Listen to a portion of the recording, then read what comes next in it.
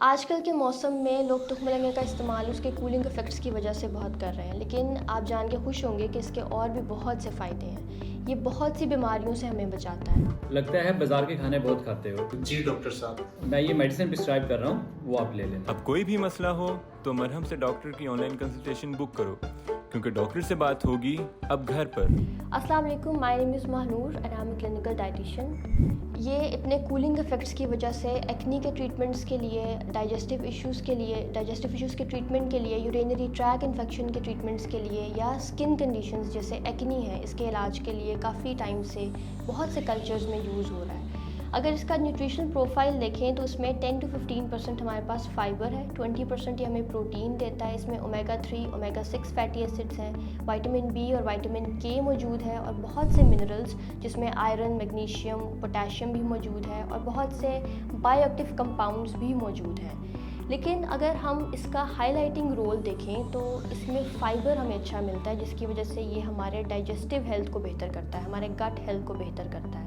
एक कंडीशन है जिसे हम डिसबायोसिस कहते हैं, जिसमें आपकी गट में मौजूद हेल्दी बैक्टीरिया यानी गुड बैक्टीरिया या बैड बैक्टीरिया, उसके बैलेंस में डिस्टर्बेंस आ जाती है। बैड बैक्टीरिया गुड बैक्टीरिया को ओवरटेक कर लेता है, जिसकी वजह से बॉडी में इन्फ्लेमेशन हो जाती है, बहुत सीवियर इन्फ्लेमेशन, ऑक्सीडेटिव स्ट्रेस बढ़ जाता है।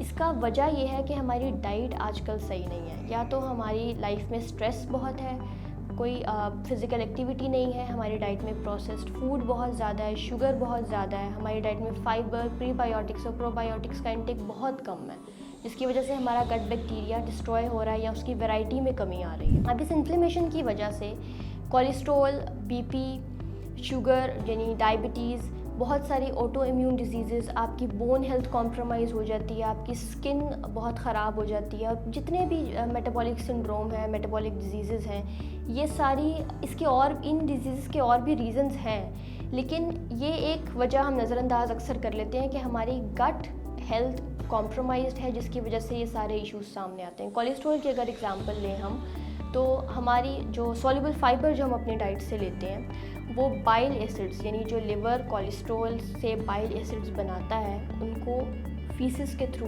एक्सक्रीट कर देता है सॉल्युबल फाइबर। इसकी वजह से लिवर को मज़ीद बाइल एसिड्स बनाने पड़ते हैं, यानी वो मज़ीद कोलेस्ट्रॉल इस्तेमाल करता है। यानी सॉल्युबल फाइबर बाइल एसिड्स को लेकर बॉडी से बाहर जाता जाएगा और आपके लिवर को मज़ीद बाइल एसिड्स बनाने के लिए ज़्यादा कोलेस्ट्रॉल यूज़ करना पड़ेगा, जिससे कोलेस्ट्रॉल के लेवल्स आपके ब्लड स्ट्रीम में कम होते जाएंगे। इस तरह आपका बीपी भी नॉर्मल रहता है। अगर हम डायबिटीज़ की बात करें तो ये फाइबर रिच है बेसल सीड्स, तो ये इंसुलिन सेंसिटिविटी को इन्हांस करते हैं। ये जो विज़रल फ़ैट यानी आपके ख़ास तौर पे जो एब्डोमिनल एरिया में फ़ैट एक्यूमुलेट हो जाता है, ये उसको प्रिवेंट करने में हेल्प करते हैं। बेली फ़ैट भी कम रहता है, आपकी इंसुलिन सेंसिटिविटी भी बेहतर हो जाती है। और ये रिसर्च भी हमें ये बताती है कि 10 ग्राम बेसल सीड्स अगर हम 30 डेज़ के लिए इस्तेमाल करते हैं तो उससे आपके फास्टिंग ग्लूकोज लेवल भी कम हो जाते हैं और आपके HbA1c लेवल्स भी बेहतरी की तरफ जाते हैं। इसके अलावा स्किन के साथ भी आपका गट कम्युनिकेट करता है। वेगस नर्व के थ्रू आपका गट आपके ब्रेन के साथ इन टच रहता है, जिससे वो हार्मोन्स की प्रोडक्शन या हार्मोन्स के रेगुलेशन के ऊपर भी काम करता है। तो इनफर्टिलिटी, PCOS या जितने भी हार्मोनल इश्यूज़ हैं, हम इनको भी रिजॉल्व कर सकते हैं अपने गट माइक्रोबायोटा यानी आपके गट के बैक्टीरिया को बेहतर करके। तो ये सारे बेनिफिट्स हमें बेसल सीड से मिलते हैं। अगर हम इसकी यूनिक प्रॉपर्टी देखें तो ये अपने वेट से 30% ज़्यादा पानी को एब्जॉर्ब कर लेता है, जिससे ये बहुत अच्छे से क्लेंस कर देता है हमारे डाइजेस्टिव सिस्टम को।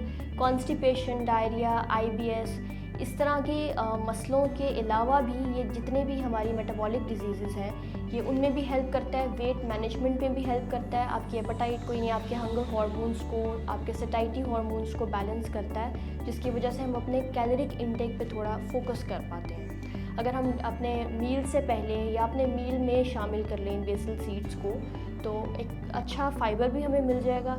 इसके साथ हम अपने वेट को भी मेंटेन कर सकते हैं और बहुत सी बीमारियों से भी बच सकते हैं। इस टॉपिक से रिलेटेड अगर आपका कोई सवाल है तो आप कमेंट सेक्शन में पूछ सकते हैं, और अगर आप मुझसे कंसल्ट करना चाहते हैं तो आप murham.pk पे अपॉइंटमेंट बुक करवा सकते हैं।